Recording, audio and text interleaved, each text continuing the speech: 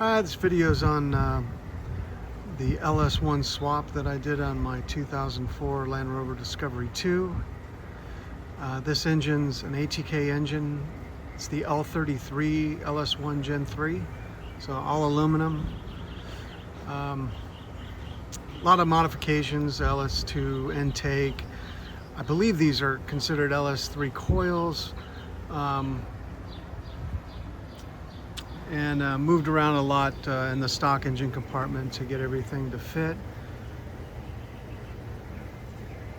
Tried to pay attention to a lot of heat management with the wraps, DEI.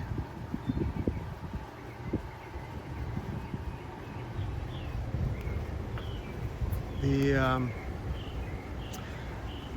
LS1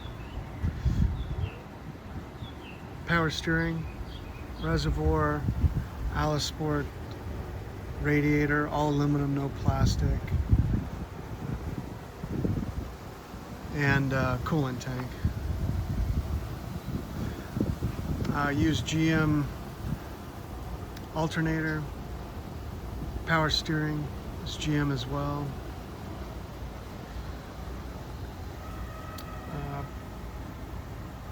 Routed the intake for cold air out of the fender. Using an electric water pump from Meziere, and you can kind of see that here through the side.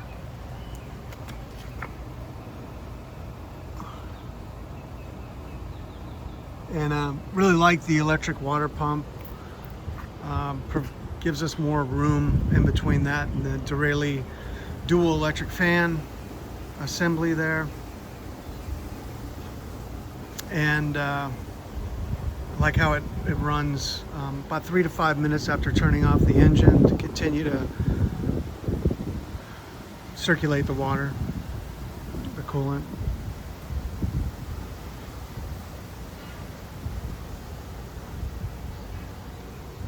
And I have a switch pros in the corner there